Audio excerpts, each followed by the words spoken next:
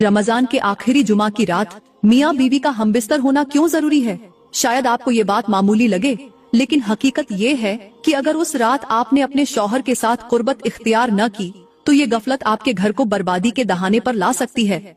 जी हाँ बहनों, उस रात का मिलाप कोई आम अमल नहीं बल्कि इसमें वो राज छुपा है जो आपके रिश्ते में मोहब्बत के चिराग को रोशन कर सकता है या फिर उसे हमेशा के लिए बुझा भी सकता है।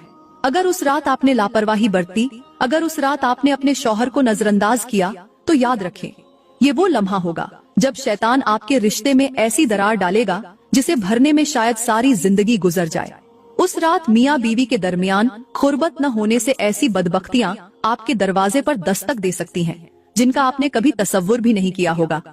लेकिन मेरी बहनों, अगर आपने उसी रात अपने शौहर के साथ कुर्बत इख्तियार कर ली तो यही वो अमल होगा जो आपके रिश्ते को मजबूत करेगा, आपकी मोहब्बत को गहरा करेगा और आपके घर में ऐसी बरकतें नाजिल करेगा जिसका अंदाजा भी नहीं लगा सकती।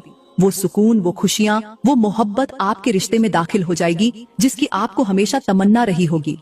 ये राज क्या है, ये खास बात मैं आपको आगे चलकर बताऊंगी।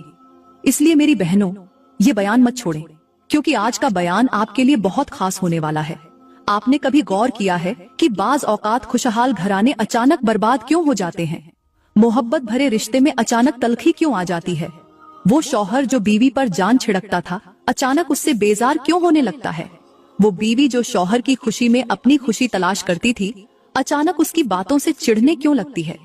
मेरी प्यारी बहनों, ये सब अचानक नहीं होता, बल्कि बाज औकात हम अपनी गफलत से खुद अपने रिश्ते को कमजोर कर देते हैं।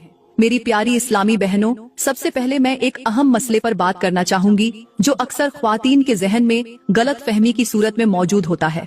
वो मसला ये है कि रमजान में मियाँ बीवी का हमबिस्तर होना कैसा है। हम में से बहुत सी बहनें ये समझती हैं कि रमजान में हमबिस्तरी करना गुनाह है, इसी वजह से वो अपने शौहर के करीब जाने से कतराती हैं। ये वो गफलत है जो न सिर्फ उनके अपने रिश्ते को कमजोर कर सकती है बल्कि उनके शौहर को गुनाह की दलदल में भी धकेल सकती है। मेरी बहनों, याद रखना, अगर तुम्हारी बेजा सख्ती और गलत फहमी की वजह से तुम्हारा शौहर किसी और औरत की तरफ माइल हो गया तो उसके गुनाह का बोझ तुम्हारे कंधों पर भी होगा, क्योंकि तुमने अपने शौहर को वो हुकूक न दिए जो अल्लाह ने उसे अता किए हैं। तुमने अपने शौहर को अपने करीब आने से रोका और यही वजह बनी कि वो किसी और औरत पर फिदा होने लगा। मेरी प्यारी बहनों, कुछ औरतें तो हमबिस्तरी से इस कदर खौफजदा होती हैं जैसे ये कोई गुनाह का अमल हो, जैसे उन पर कोई पहाड़ टूट पड़ेगा या जैसे ये अमल उन्हें किसी अजाब में मुब्तिला कर देगा। हालांकि अल्लाह ताला ने इस ताल्लुक को निहायत पाकीज़ा और मोहब्बत का जरिया बनाया है। अल्लाह फरमाता है,